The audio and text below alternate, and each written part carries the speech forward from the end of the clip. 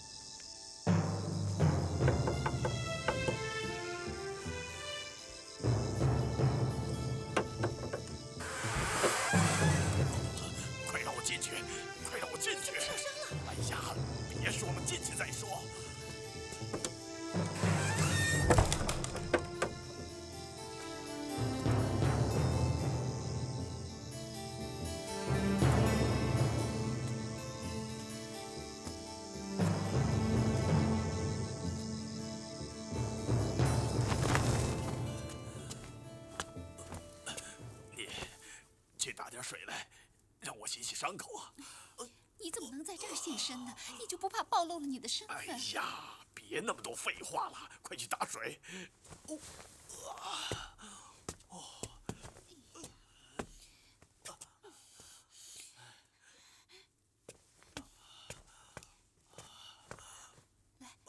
是吗？他真的这么说？嗯。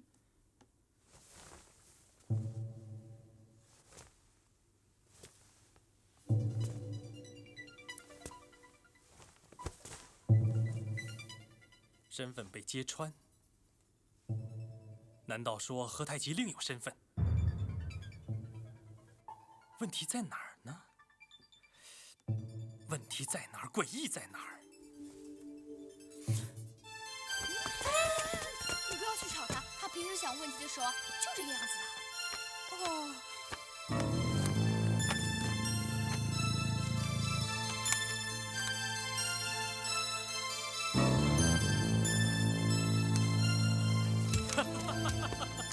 有一个谜题马上就要揭晓了。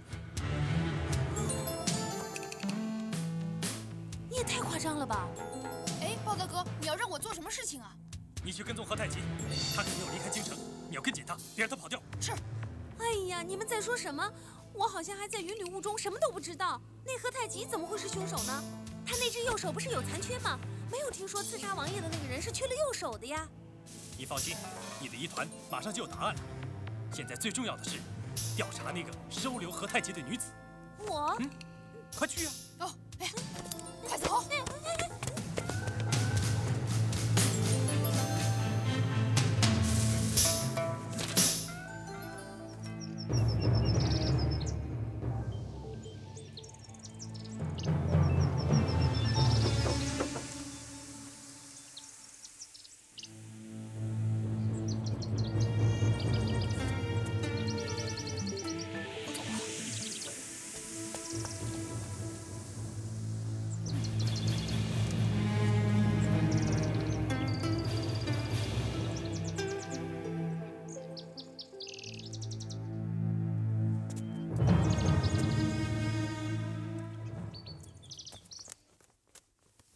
何教头，一定要离开吗？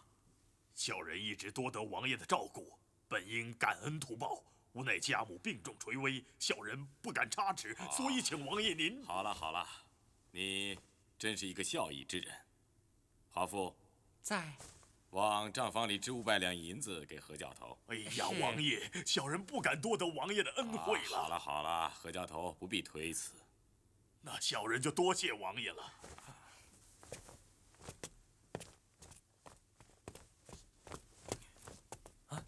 包拯，哦，怎么这么早？王爷，找我有事？嗯。今天真奇怪，所有的人都好像发生了什么事似的。何教头刚刚向我告辞，说他的母亲病入膏肓，危在旦夕。是吗？你找我有什么事？啊，想借王爷的手令一用。什么手令？我想让开封府尹为我开一次棺。开棺？对，我要开棺验尸。谁？就是当年军中屠牛草命案背叛的主犯何福来。哦，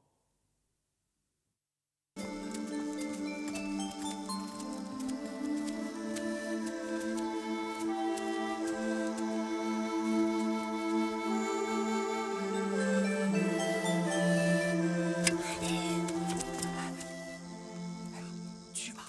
啊，有什么不好的？去呀！哎呀，要是被抓到的话，会杀头的。哎呀，怕什么？快去吧。去呀！好吧，去就去，死就死。你又来了。我有一个要求，能不能在我死之前，让我看你一眼？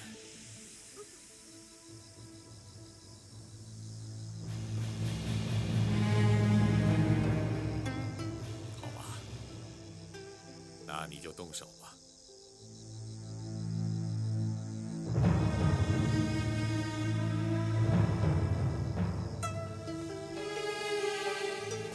啊！有刺客！救王爷呀！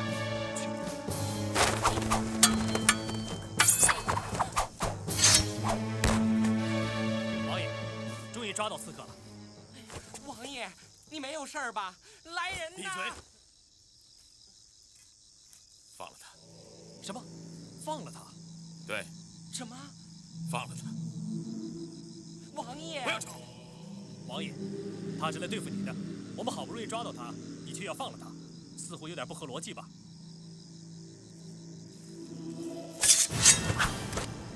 早就跟你说过，要你不要插手，何苦呢？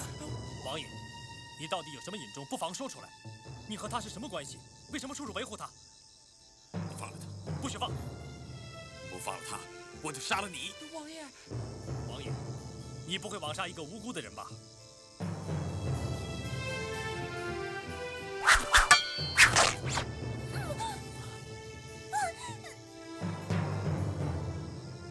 对不起，是我，对不起你的娘亲。当初都是我的错。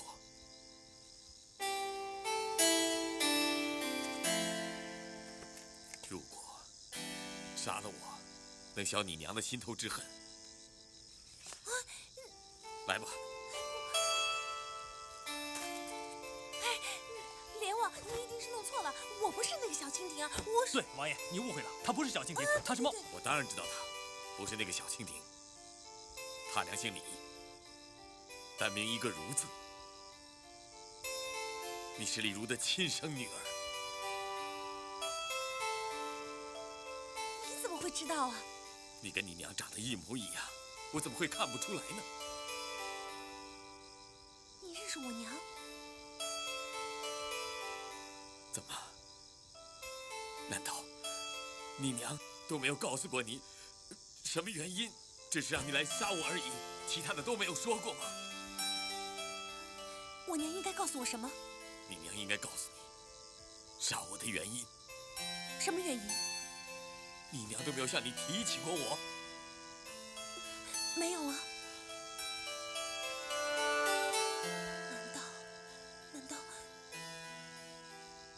难道你和我娘？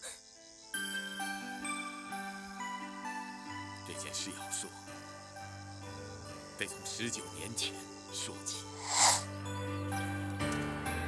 当年我微服到苏州游玩，路经太湖的时候，随身的翡翠白玉印章丢失了。于是乎，我与随从便在湖边寻找。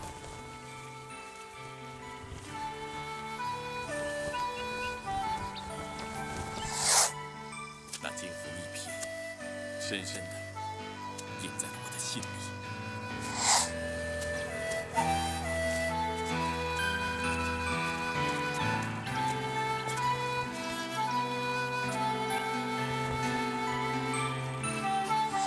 我想，这也许就叫做缘分吧。数天之后，我竟然在苏州城里又一次遇见了他。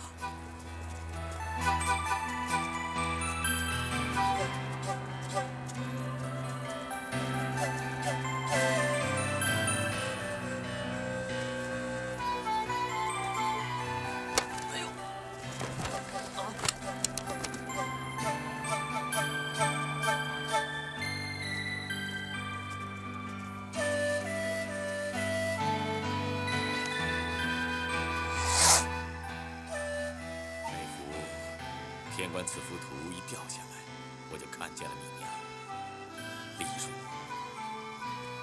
天官赐福图，她跟人家吵了起来，这时我让手下帮了她一把。随后我们边走边聊了起来。就这样，因为一幅天官赐福图，我便邂逅了你娘。从此，我就留在了苏州城里，每一天都去和她约会。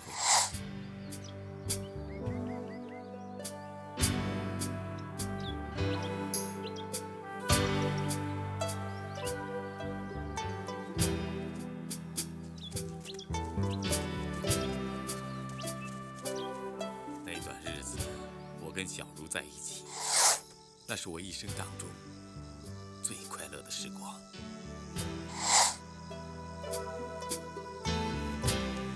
一天晚上，我喝醉了酒，我就和小茹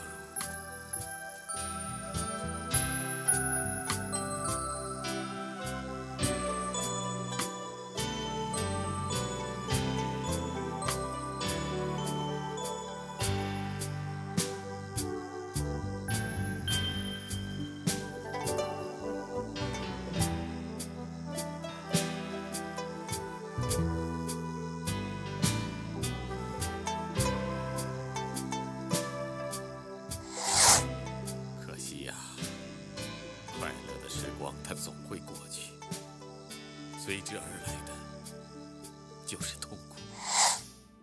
一天，我接到了父亲的来信，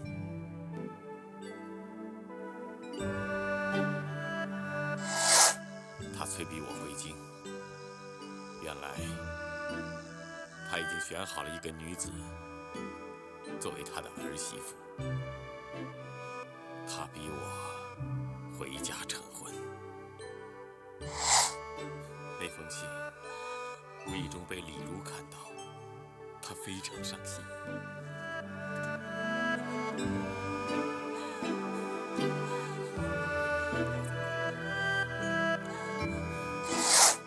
我一直都没有向她表露我的真实身份，只是对她说我是一行商，她也一直信以为真。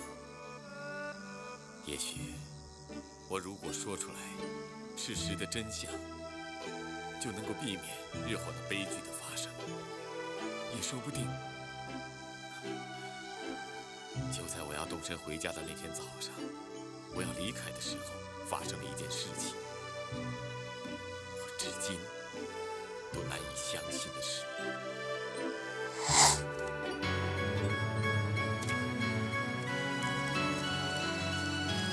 如把我们带来的东西都偷走了。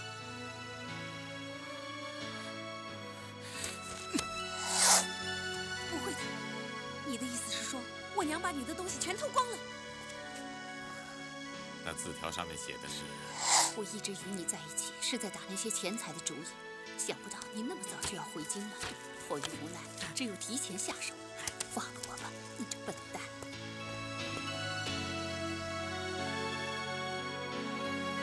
你娘原来是一个女贼，她以四处行骗为生。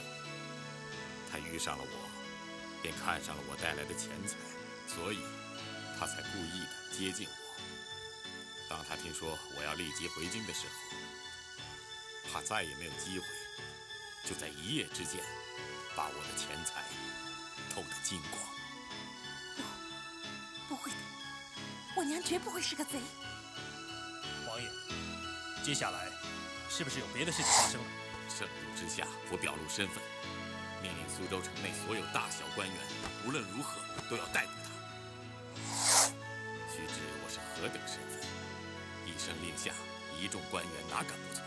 一时间，便动员了全苏州所有的官员兵差，四处缉捕李如。王爷，你为了追捕一个女子，竟然出动那么多的人。我当时也是年少气盛，感到自己太愚昧，感到不应该被蒙骗。那感觉，那愤怒，把什么都遮蔽了。就因为这一时之气，一时的冲动，却令我后悔一生。启禀王爷，找到了。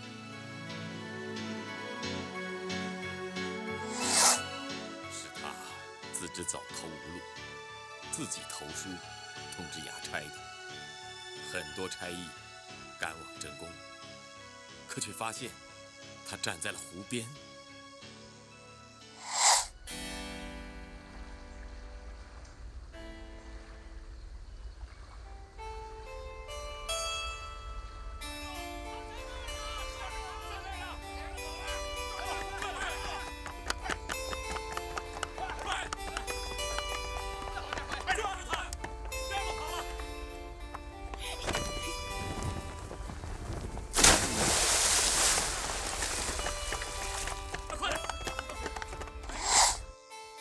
投湖自尽，还留下一封绝书给我。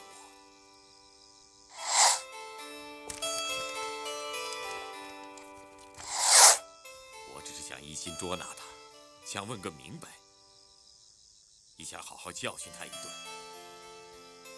可是我想不到我会把他逼死。常言道，一日夫妻百日恩。想不到你为了那一点点钱，竟然出动那么多的官兵，迫我这如斯境地，迫我这走投无路。我怨愤，我恨你。我死后就算化作厉鬼，我都不会饶恕你的。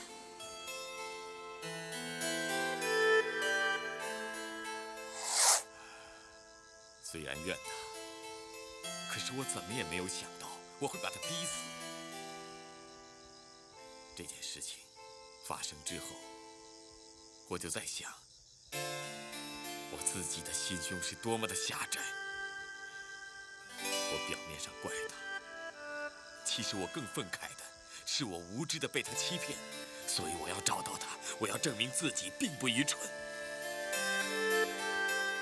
我太自私了，我竟然把自己深爱过的一个人逼死了。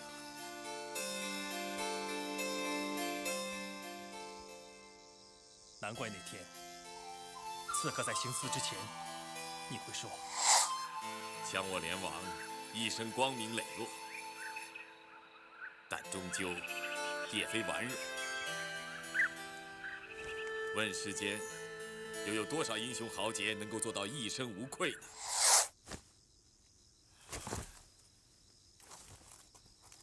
那天见到你之后，我简直不敢相信自己所见。你跟你娘长得完全一样，我心里想，没有可能的。难道李如没死？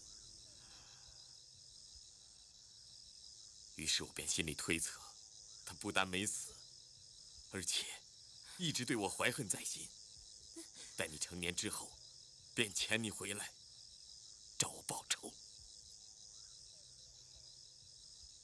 这件事情确确实实是发生在19年前吗？整整19年了。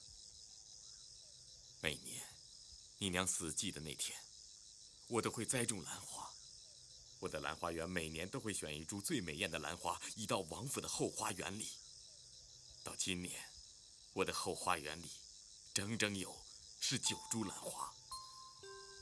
19年，我娘投湖没有死，竟然还在同一年生下了我。你说什么？难道我是你和娘的亲生骨肉？我现在还差6个月便满19，出世之后6个月，我娘生下了我。难道她在投湖的时候已经怀了你的骨肉？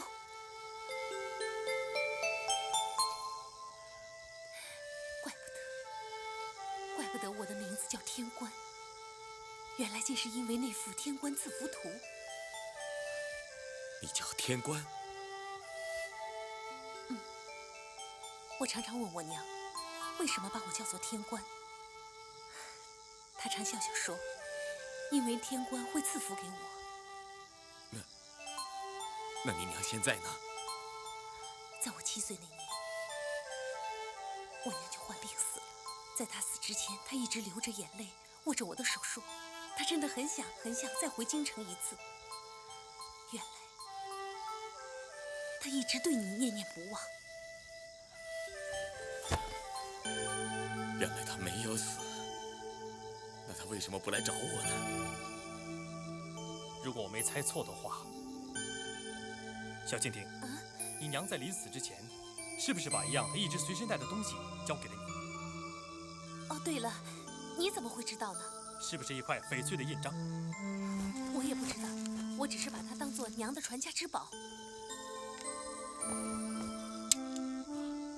原来是她捡到了这印章。这印章是王爷的压印，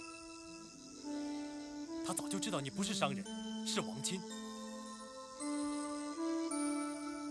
情爱是令人感动的，也着实伟大。王爷，王你一世英名，你怎么没有想到，他偷你的东西，就是让你恨他？为什么？你身为王亲，她只是一个民女，你们俩有天渊之别，云泥之差，她怎么可能配得上你呢？况且当时你父亲是何等角色？他权倾当朝，路人皆知。你有可能违抗你父亲的意愿吗？如果你抗命不从，你会有什么下场？你父亲会把你逐出家门。他做的这一切，完全都是为了你呀。于是乎，他就牺牲自己，假装是贼，好让你死心，好让你恨他，好让你忘记他，回家结婚。你凭什么这么判断？就凭这块翡翠印章，如果他真是贼，他怎么可能生下他？如果他真是贼，他知道你是王亲，为什么不进一步的勒索要挟你？他没想到事情会闹得那么大，你会派官兵缉拿他。他想到一旦被你抓到，他会忍不住把真相说出来，而你知道真相，也会不惜放弃一切。所以他只有假死。假死？当时他一定知道怀了你的骨肉，怎么可能真死？他住在湖边，一定熟识水性，绝不可能投湖自尽。我怎么没有想到这一点呢？那封遗书就是最好的证明。如果一个人被逼得走投无路，只有投湖自尽，怎么可能有时间写下遗书呢？盗窃财物，顶多坐牢杖刑，最严重的不过流刑4配，不会判死。他根本用不着自尽，除非他是想让你彻底把他忘记。为师太大意了。这些年来，我虽然内疚，可是我的心里充满了矛盾。我觉得我并非大丈夫，拿得起放不下。我的心里仍然恨他。丽茹，我对不起你，我欠亏了你啊。娘，怪不得你临死的时候一直跟我说对不起，说没有爹爹宠我，没有爹爹疼我。原来这么多年来，你都是一个人默默承受着痛苦。娘，孩儿不孝啊！孩儿还经常撒娇，说没有爹爹疼。天官，我对不起你娘，我错怪了她，我还让她受了这么多的苦。你就带你娘受我一拜。王爷，王爷！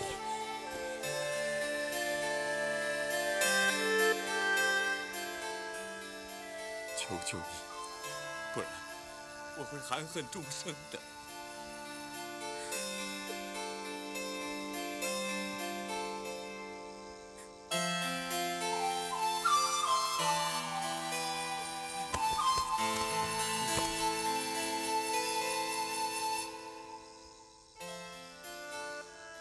真是一场悲剧啊！没想到包大哥把蜻蜓姐姐的身世抖了出来。难怪王爷不让我们抓住凶手。如果知道小蜻蜓就是凶手的话，这件事情张扬出去，小蜻蜓就会被问斩的。蜻蜓姐姐很好强，她7岁那年就没有父亲和母亲了，这10几年不知道她是怎么过的，难怪她的脾气这么怪。包大哥，想不到是一场误会啊！差点为了这场误会被梁王弄糊涂，真怕自己找错了门路，寻错了方向。包大哥，我们现在已经知道行刺王爷的另有其人，那我们的线索就没有断了。不光线索没有断，那个刺客也可谓昭然若揭了。哦，包大哥，你知道凶手是谁了？没有实拿，也有9稳。哎，那你怎么还不行动呢？抓他并不难，我们不妨放放线。是谁派他刺杀连王的？刺杀连王的动机又是什么？这才是关键所在。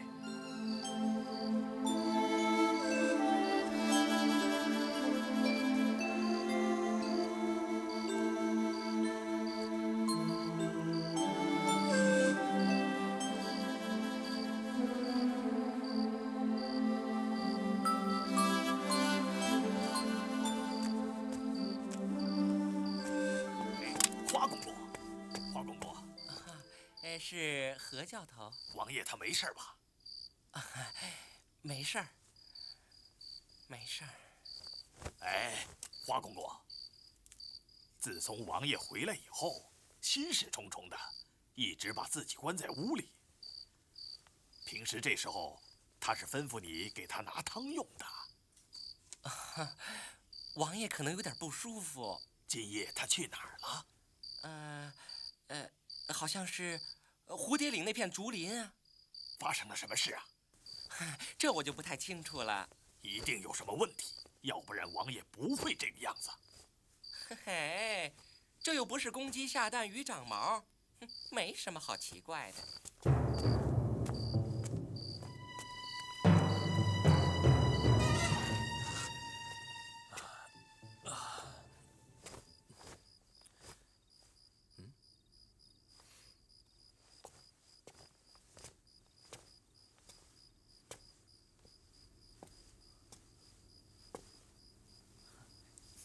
小蜻蜓，你还没睡？我还没学着站着睡觉呢，想什么呢？你说他会死吗？谁？哦，你说王爷？不会的。啊，可是他……我明白，他伤害了你的娘亲，更错怪了他，心里肯定十分悔恨。他甚至会想到用死来洗清自己的罪孽。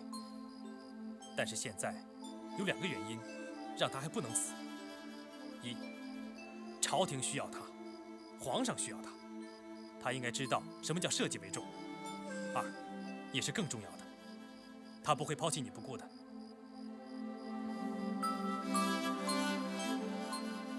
我们现在最重要的是要找到暗杀王爷的元凶。怎么找？你愿意帮助我吗？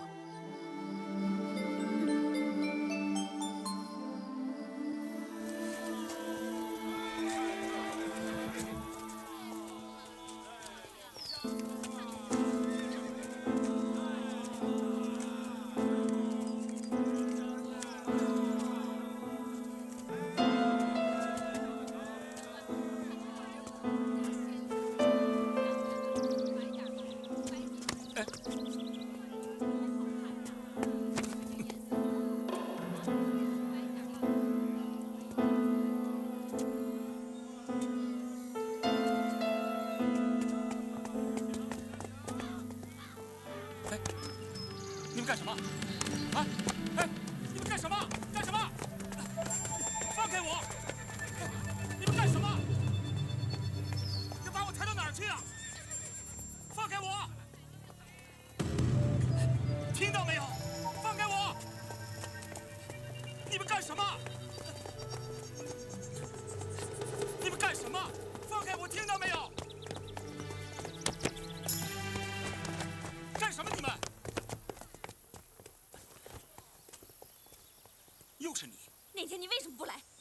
我不是已经跟你说过了吗？我说过，如果你不来，我会恨死你的。可是你恨我，我也没有办法呀。现在可以了吧？我们两个谁也不欠谁了。公孙策，我不明白，你为什么讨厌我？我没有讨厌你，那你就是喜欢别的女人了。你让我怎么说呢？一定要说，一定要说出来。你不说，我会不死心的。那好吧，那我就告诉你，我身患奇疾，就要双目失明了。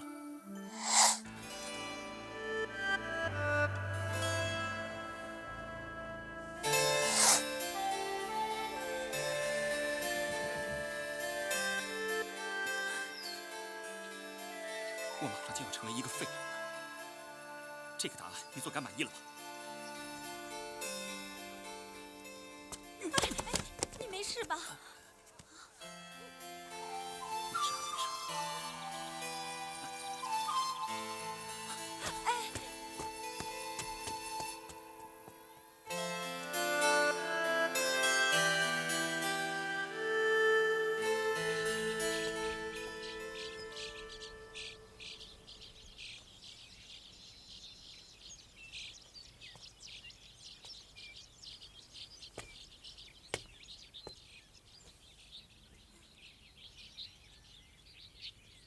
哎，青云姐姐，小展昭，包大哥让我跟你轮流等鸽子。还算你有点良心。包大哥心肠也很好啊。哎，你先回去休息吧，有我在这儿没问题的。我不累，我告诉你啊，一个人等鸽子很辛苦很闷的，我陪你啊。嘿嘿嘿。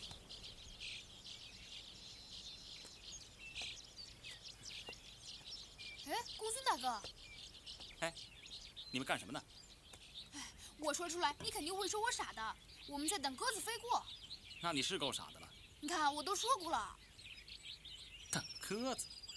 哎，公孙大哥，你脸色越来越难看，可不要太操劳了，要不然回来跟包大哥一起吧。你懂什么？我告诉你吧，我是不会功亏一篑的。你们呢，就慢慢等鸽子吧。啊。包拯，他到底在搞什么玄虚呢？哎，包拯有他自己的一套方法，说不定啊，这鸽子还能说话呢。哼，鸽子还能说话？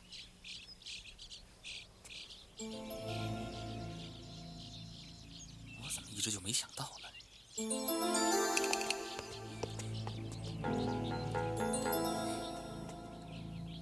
喂喂，他这点跟你的包大哥很像，突然一句话也没有了，他就跑了。哎，别理他了。哎，对了，他为什么无缘无故把你骂了一通？我也不知道，我真担心公孙大哥，他好像越来越奇怪。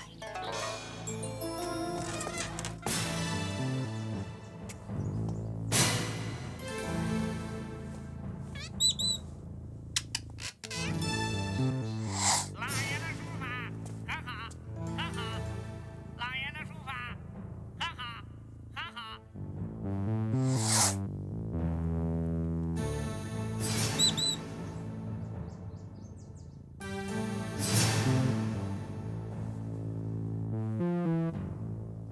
难道他会知道什么秘密？这个兰花，在它出彩的时候一定要注意，这个放得很深，像这个，那边要和这个一样啊。请。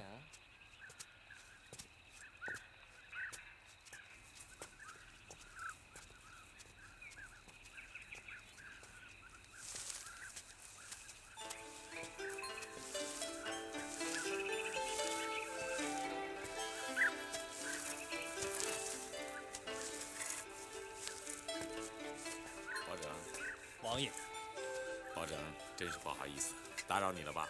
王爷言重了。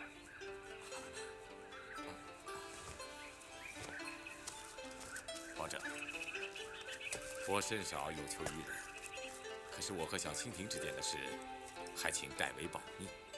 我不想此事对小蜻蜓带来不好的影响。王爷放心吧，既然小蜻蜓没有行刺你，那刺客就另有其人。究竟会是谁呢？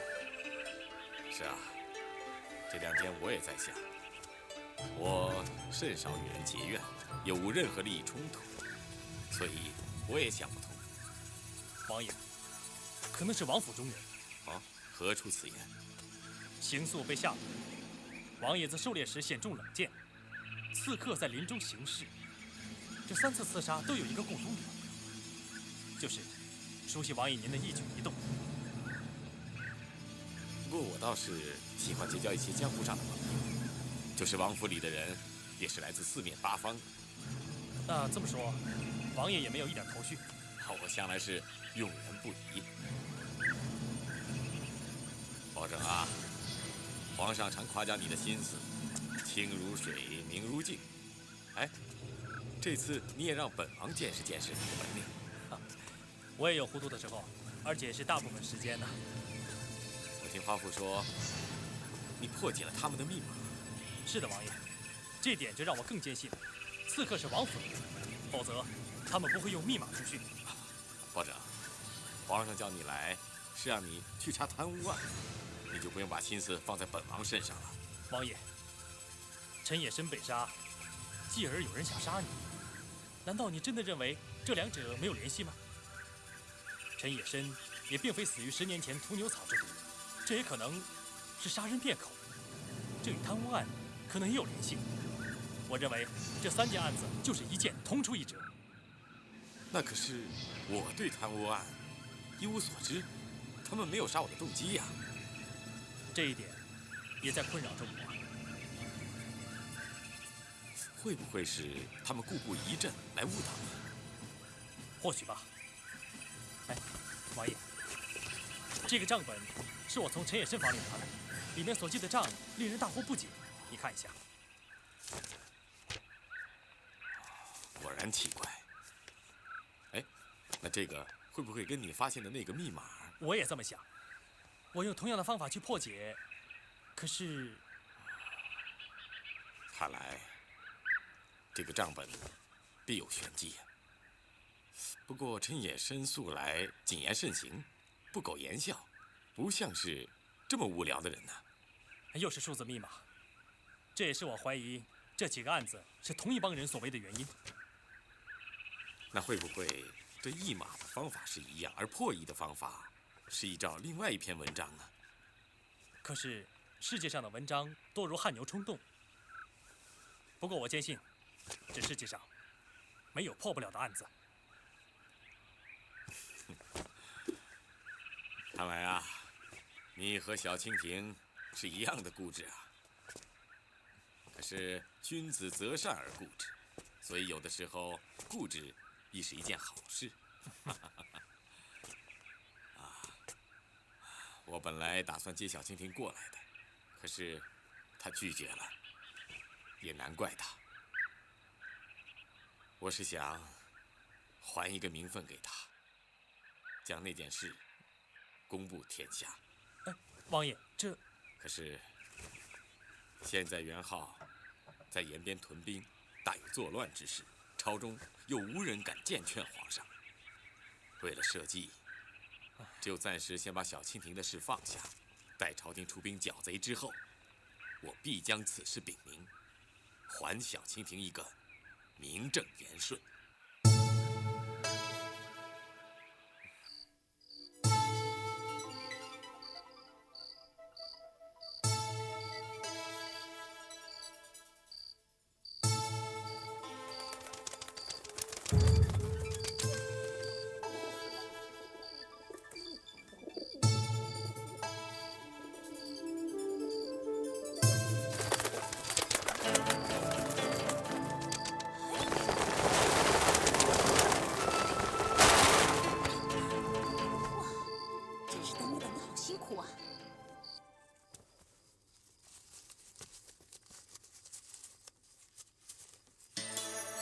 你帮我念。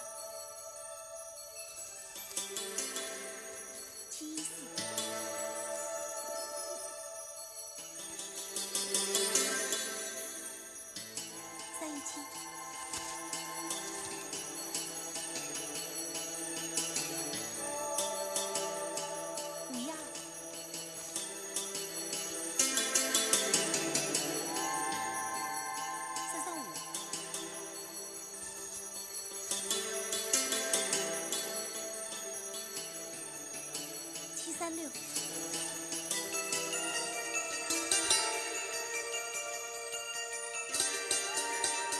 523。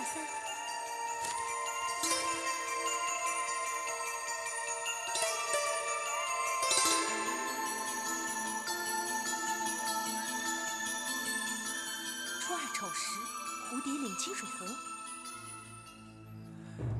幕后终于亮相了。公孙老兄，又来配什么药啊？呀，你这个药方果然十分奇特。我配药配了这么多年，你这个方子我还是真没有见过。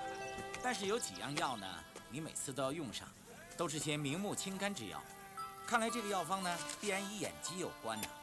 要说这人呢，可真是奇怪。我呢，就曾经遇到过这样一个病人，他每逢紧张的时候啊，他就会口吃，而且啊，很奇怪的是啊，你说这人的眼，老板，啊，在下在赶时间呢。好。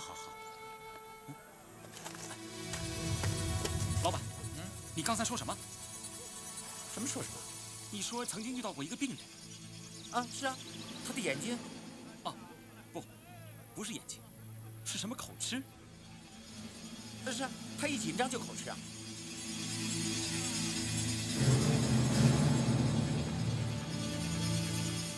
没错，有的人一紧张就会口吃的。哎，那是很久以前的事吗？不太久，就是去年的事。那这个人是？哎，说起来可是大有名堂。看他的外表，你怎么也想不到，他的功夫那是相当了得。哎，到底是谁啊？他就是连王府的总教头何太急何总教头啊。为何不早奏给朕听？皇上，暗沟与堤坝两弊案互有牵连，而且与陈野参的毒杀案也有关系。我是怕打草惊蛇，不敢大张旗鼓，而且也需要一些时间去搜集证据。如此说来，你已经找到了证据。对，已知元凶是谁？是谁？这个凶徒狡猾过人，密室杀人，布局诡异。要想令此凶徒俯首认罪，殊非易事。你这是在愚弄朕吧？草民不敢。那为何一时说证据确凿，一时又说殊非易事？草民有一计策，必令凶徒原形毕露。是何计策？草民有一不情之请，就是希望皇上能够亲自审理此案。小民是想借助皇上的威严。为何不见包拯？启禀皇上，包拯这人狂妄自大，终日里与小蜻蜓、小展昭到处玩闹，近日还出了皇宫，不知与三连王到什么地方去了。公孙策亦看不顺眼，故转投了陈帝旗下，与陈帝终日废寝忘食的侦破此贪污弊案。你要朕亲自审理此案，必有原因，朕也不追问。好，朕答应你亲自审理此案。谢皇上。不过公孙策，你可不要令朕失望哦。如果草民不能将凶徒正法，任凭皇上处置。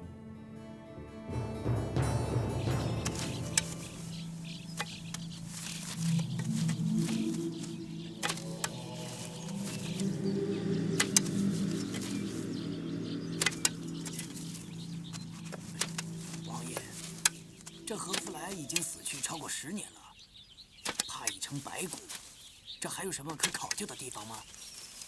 我娘说过，这世界上没有任何东西比尸体更值得人尊重。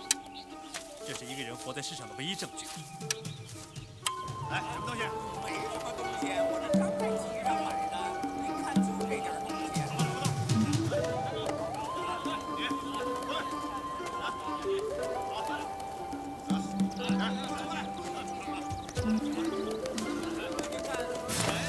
何教头，何事急赶出城了？张兄弟，家母病危，赶路回乡。襄阳王有令，要何教头暂留京师啊。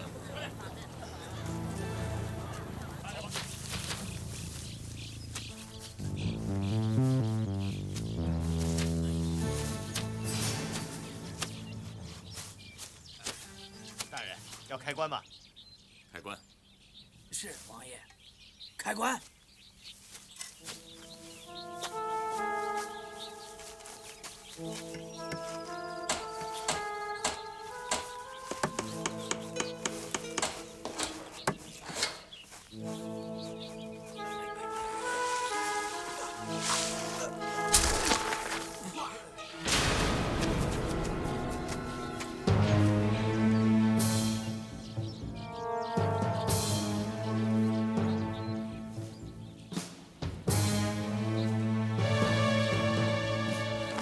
王爷，此人并非何福来。我查过当年此案的记录，何福来有一特征，他的右手天生怪异，形如鹰爪，但此骸骨的右掌与常人无异。那就是说，当年何福来是找人替死的。是。那就是说，真的何福来一直是逍遥法外。王大哥，王大哥，不好了，何太急被襄阳王扣留了。什么？大事不好，只差一步，就可以把所有的谜底都破解了。怎么会突然横生枝节呢？王爷，赶快赶回京城，要迟一步就前功尽弃了。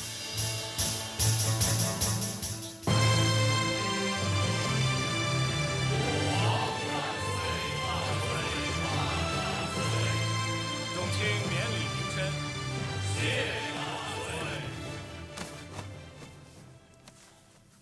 今日朕甚感不安。启禀皇上，须知皇上深悉社稷，龙体不安，务必小心周全为上。朕体不安，尚有药可医，但朕心里不安。不安有三：一、贪污弊案；二、继承陈野参命案；三、宫中疫病。此三案悬而未破，不知众臣有何良药可医朕此病？皇上，臣弟有事启奏。臣弟府中有一谋士，连日来与臣弟日夜奔波，追查堤坝舞弊之案，终于查到了罪魁祸首。臣弟恳请皇上宣此人进宫，面奏皇上揭露一切。此人是谁？公孙策。还公孙策！还公孙策！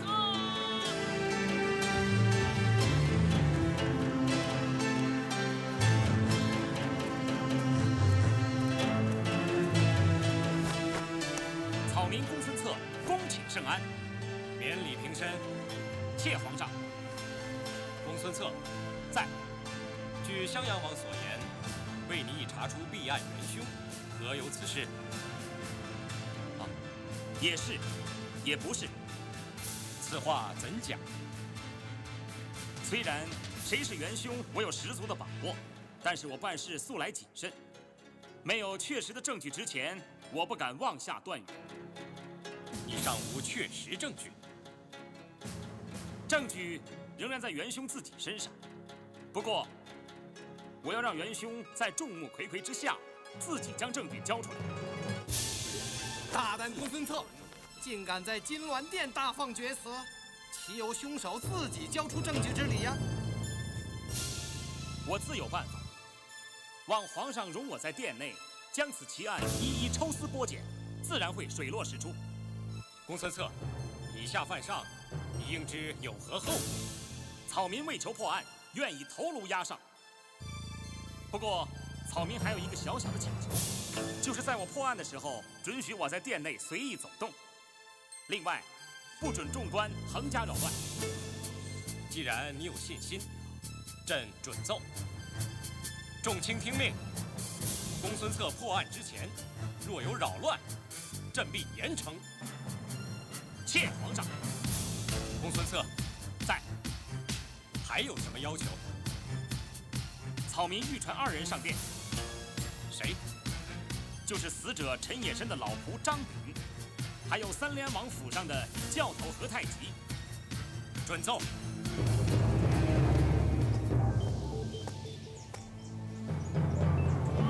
张炳，传何太急。首先，我要从陈野参的命案开始。据陈野生的老仆张炳供称，陈野生被毒死之前，一直把自己禁闭在书房之内，半个月都没有离开过书房半步。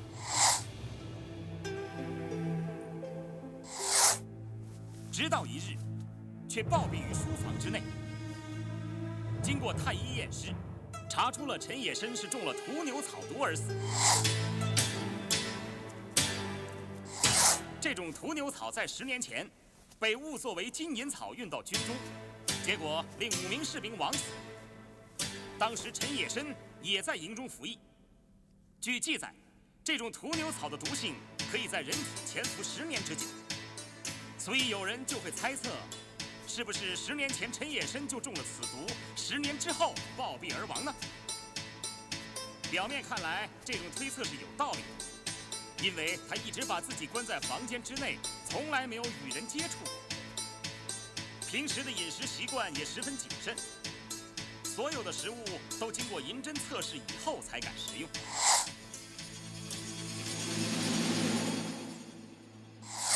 所以，看来在房间之内毒杀陈野生是不可能的。本来这个案子到此可以告一段落，可是天网恢恢，疏而不漏，凶手竟然忘记了将一些重要的线索毁灭掉。什么线索？就是陈野生所写的字画。最近兴起一股风气，就是有人喜欢用水和血来研磨墨汁。我相信诸位大人都有所听闻。陈野生酷爱书法，已经逼近疯狂，所以他一定会用此方法来研磨墨汁，甚至用自己的血来做试验，还用此墨写了一幅字。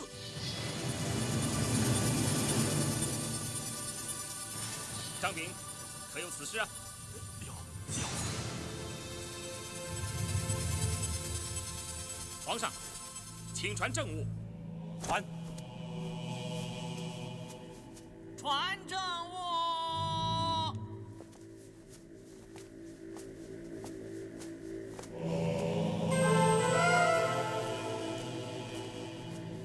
皇上，政务到。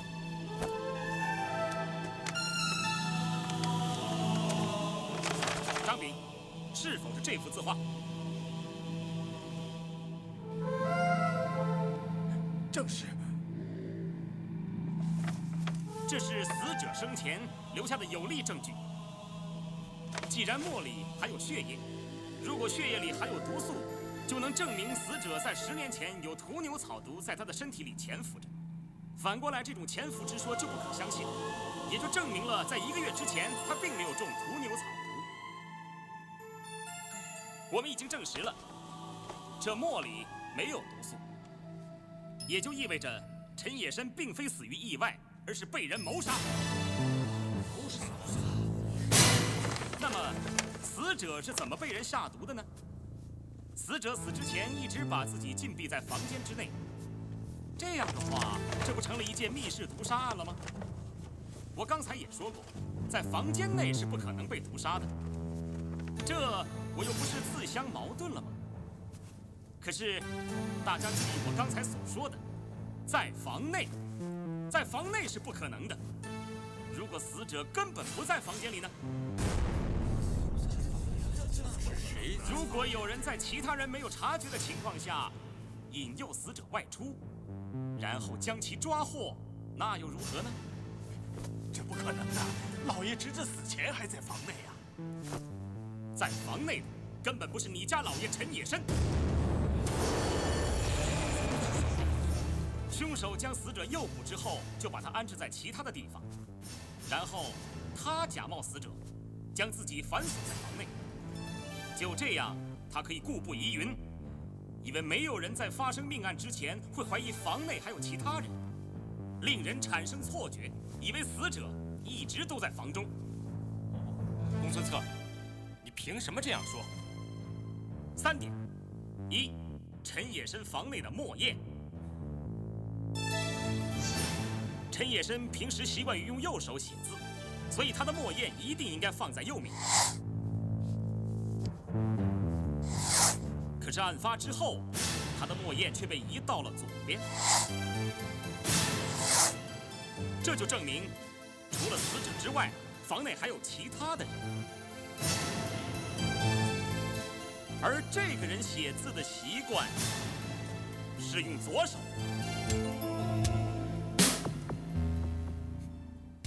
他用完墨砚之后，没有将墨砚摆回原处，他忽略了这个细节，就露出了一个最大的破绽。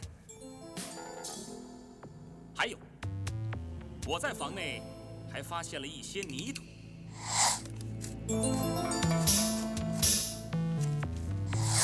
我在检验陈野生尸体的时候，也发现他的鞋底有同样的泥土。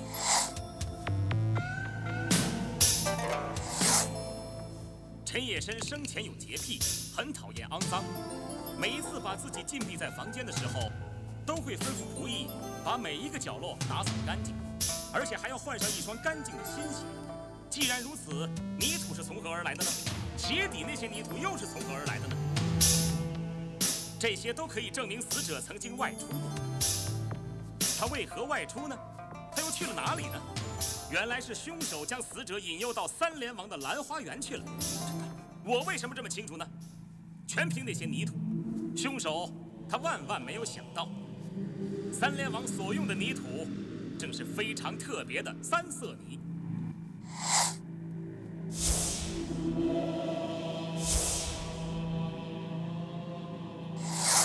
凶手将死者引诱到兰花园之后，就把他抓到了近郊的一间废屋内。这个废屋曾经放有石炭，这都是从死者身上推测出来的。我发现死者的指甲之内还有一些碳屑，似乎死者在死前曾经用力地抓过石炭，至今碳屑还在死者的指甲里。就在这个房间之内，凶手强行把屠牛草毒喂给死者，在没有毒发之前，他又陆续将一些食物喂给了死者，好让我们在验尸的时候发现死者的胃里并没有毒素。凶手真可谓是十分的狡猾。然后，他又将尸体藏在了一个木箱内，托人送到了陈野生的府上，还要陈野生自己亲自验收。哎，这么大的木箱是干什么用的？哦，案发前一夜有人送来的，是老爷亲自验收的。而假装成死者的凶手就验收了那个藏着陈野生尸体的木箱，继而将尸体搬到地上，并假装成毒发的样子，然后离开了房间。既然是陈野生亲自验收的木箱，那凶手又怎样假扮成陈野生躲在房间内呢？答案就在这几本账簿和这些字条当中。张炳，案发前几天，你家老爷是不是突然间感觉到喉头不适，不能讲话，然后就利用这些字条与你传话？是，就是那些字条。因为凶手不敢讲话，他怕张炳知道不是他的主家陈野生，就想了一个方法，用字条与他传话。凶手非常了解陈野生的笔记，就想到了用临摹的方法，把陈野生亲笔的账本逐字临摹。这就是为什么凶手曾经使用过墨砚，而将墨砚放到左手的原因。凶手为了方便临摹，就选用了一些较薄的纸，而纸薄就会透墨。于是，陈野生的账本上就出现了一些奇怪的墨迹。你看，这上面有新的墨迹，这个，还有这个。虽然凶手已经很小心了，尽量利用不同的账本分别临摹，然而，最后还是露出了破绽。经过核对，被临摹的字最终还是出现在这些字条上。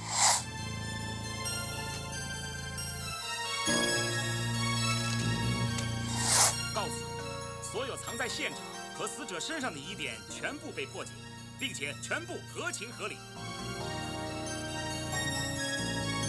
那么，只剩下一个问题了，也就是一个最重要的问题：是谁躲在陈野生房间里假冒陈野生？究竟凶手是谁？凶手就在金銮殿内，就是你们其中的一个。